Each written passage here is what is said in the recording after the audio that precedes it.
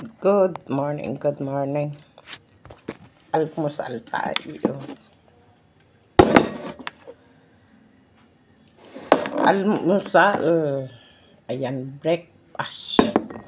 Breakfast tayo guys kasi iinom ako ng antibiotic. At saka maintenance. Kaya kailangan ang almusal natin ay medyo mabigat. Kasi inom ako ng antibiotic guys para sa UTI.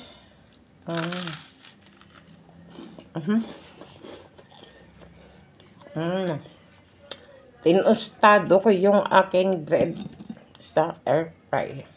Ayan, kain tayo. Almusal. Sarap.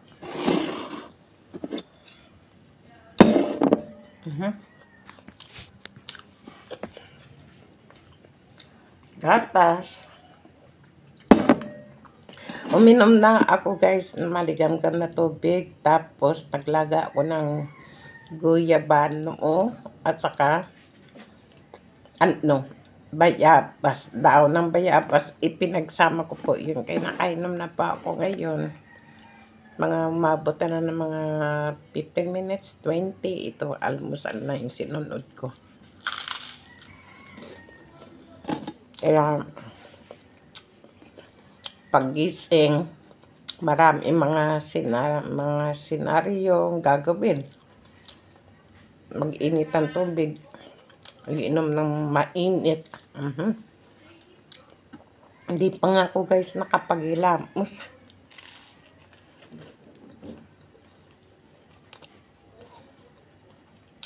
Nagising po ako alas 8.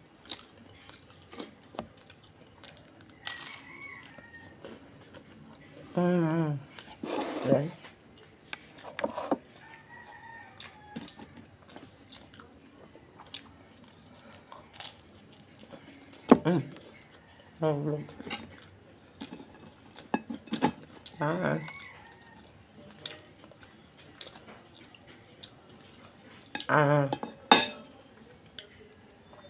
Nag-fried egg ako at saka binuksan ko yung corn tod na.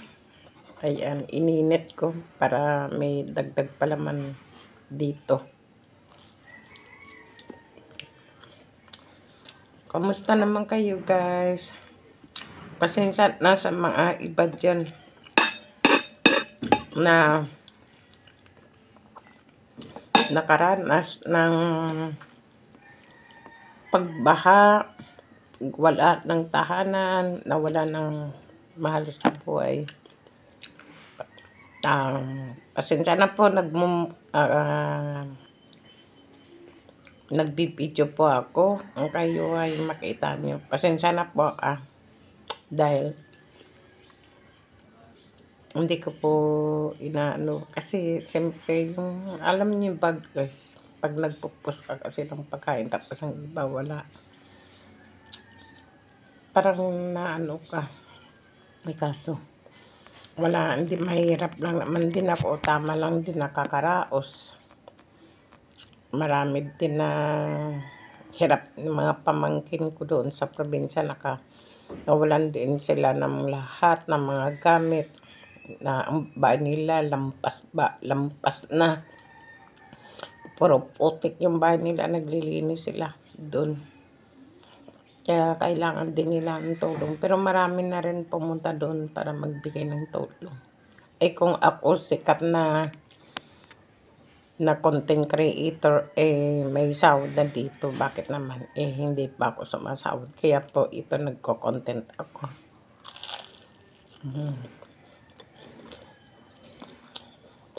Ayun.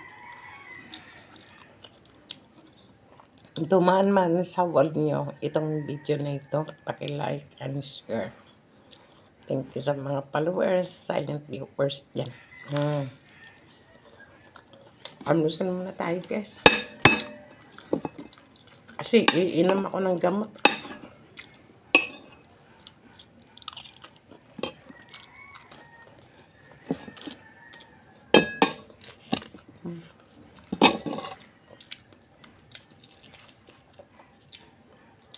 Iniinom ko sa umaga losartan, amlodipine. Yan ang suggest ng doktor.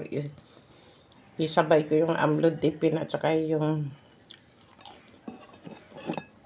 losartan parehas umaga. Kasi dati pang gabi. Tapos iinom ako ng Menformin. Tapos sa UTI at saka sa ugat at saka yung vitamins na pang umaga din. O ilan yun? 1, 2, 3, 4, 5, 6.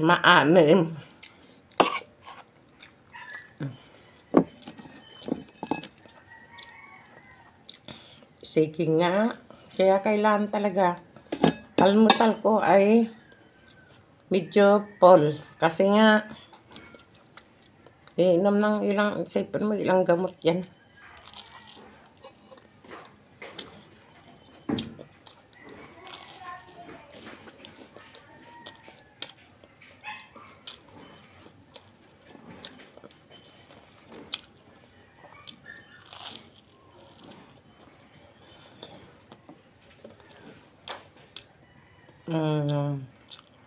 At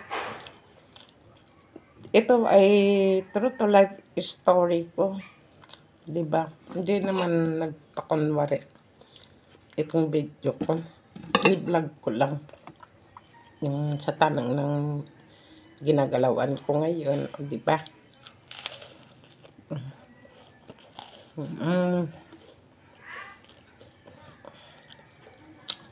Hindi pa ako nag-ihilamos, guys. Yan mo na. Makita niyo yung beauty ko.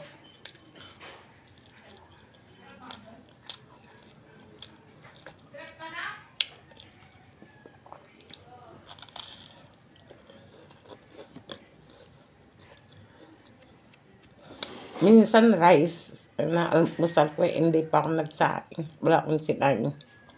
O may natira sila sa garlic. Sa garlic, tapos olive oil, yung mantika. Pag wala, olive oil, yung butter.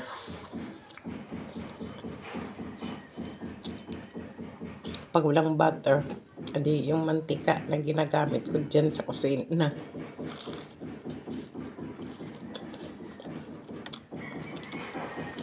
Nakalagay naman pre-cholesterol yung mantika ginagamit ko. Siyempre, binili ko rin sa grocery. Canola.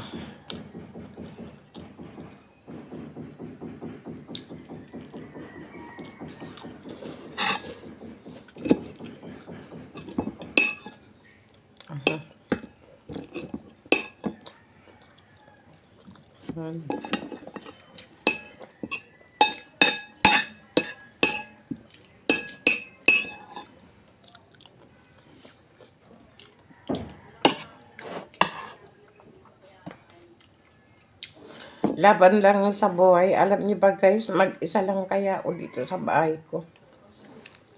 Yung anak ko na binata, okay, yung isa kong panganay kong anak may pamilya yun eh. Kasi siyempre, nasa Iloilo sila nakatira, malayo sa akin. 2 apo ko doon. Nagdalagan ng isa kong apo, ang isa magbibinata din.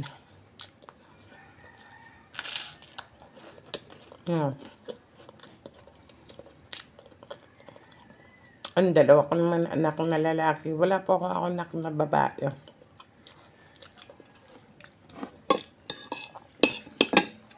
Yung isa ko naman anak stay in sa construction. Wala pang asawa yun. Hindi sila nagtapos ang pag-aaral guys. Kasalanan nila kay pinapara sila, ayaw nila. Huwag nila ako sisihin.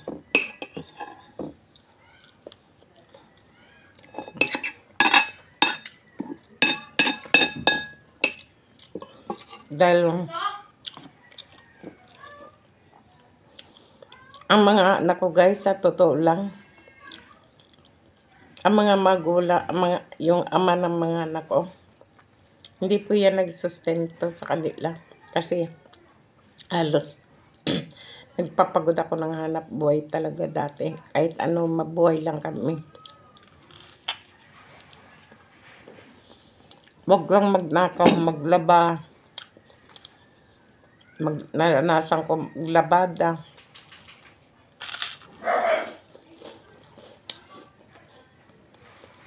Pumasok sa kasambahay.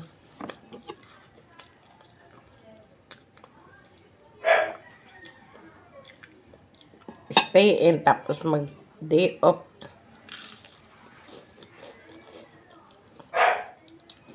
Hanggang sa huli, basta kung ano mga racket guys, wag lang magnakaw. At trabahong pinagpawisan. Hanggang nasa huli, ay may konting maliit na konting sariling gusto naman. Kasi siyempre na may edad na, kailan may sariling negosyo ko na, yung hindi ka na yung may amo. Ayan, pinagkakitaan ko rin para may panggamit ako kasi mga anak ko hindi ko naman maasahan yung dalawa. Ayan, napagawa ko itong bahay nito, sarili kong shake up. Kaya tatay ng mga anak ko wala po ambag.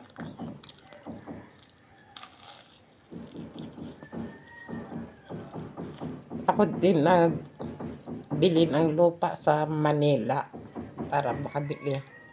Papatayo ako pa rin.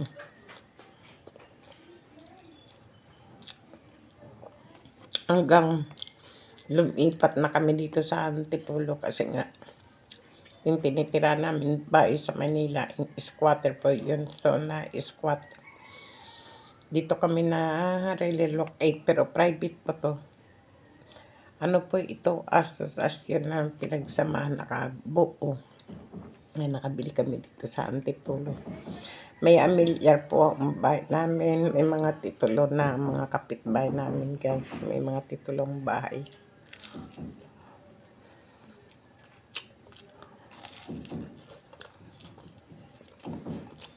Ako nag-aamilyar. Next year ko makuha ang titulo ko. April. Kasi pinaayos ko yung bahay ng nanay ko sa province. Umuwi ako eh. Kahit wala ang nanay ko, gusto ko kasi kahit wala na yung magulang mo, yung bahay na naiwan, gusto ko yung pag-iingatan. Yung tulad sa akin bahay, kung sakali wala ka na, yung maiiwan, sisinupin nila kung ano ang mayroon na puntar. Yun din ang ginagawa ko sa magulang ko sa province, hindi ko pinapabayaan din. Kahit hindi naman ako doon nakatira, nagbabakasyon lang. Ganun akong anak. Ganun ako magmahal sa magulang ko. Eh kung buhay lang sana sila eh. Hindi nila naranasan sumakay ng eroplano. Kasi dati bata pa ako, narinig ko na yun, nag-uusap silang mag-asawa, yung papa ko at nanay ko. Nangangarap na sasakay sila sa airplane. Yung para bang mag-enjoy lang siya tapos uwi din sa province. Hindi, gusto ko po ibigay na yun ito. Kaso lang nung medyo nakalog-log ako ng konti.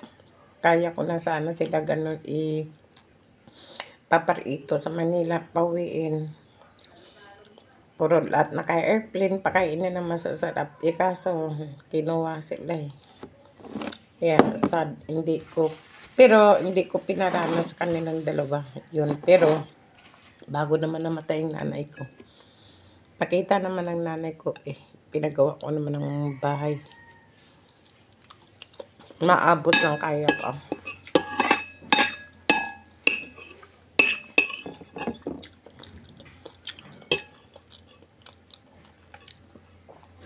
Ayun po guys, habang nag-aalmusal ako, nagkukwento ako ng konting story sa buhay ko. Ayan. Ayan. Naging totoo lang naman akong tao. Gumawa tayo ng mabuti sa kapwa natin. Huwag tayo manluka. Huwag tayo manglaman. Huwag tayo magsisinungaling. Huwag tayo makikiyapid. Huwag tayo pumatay ng tao. Gumawa tayo ng patas. Yun lang po guys. Naging mabuti tayo, matakot tayo sa Diyos. Ayan, kahit mahirap lang tayo. Normalang buhay, tulad ko lonely. Laban lang. Kasi kahit sabihin mo yung anak mo umuwi, wala naman ako atraso sa kanila. Mayroon man noon mga pagkukulang, maliit pa sila kasi. Guys, halos ako ang kumikilos. Hindi naman po ako nagtapos ng high school. Ginagawa ko, makaraos lang talaga kami. Sobrang pagod ko guys sa trabaho. Pagod na pagod. Mabuhay lang kami. Itong nagkaedad na ako sa inyo. So, binabawi-bawi ko na. Mag-relax-relax. Ayun guys. Okay, sa susunod ulit na kwentuhan. Thank you po sa inyo lahat. Mag-silent viewers. Mag-like. Mag-comment. Ayan. Love you all.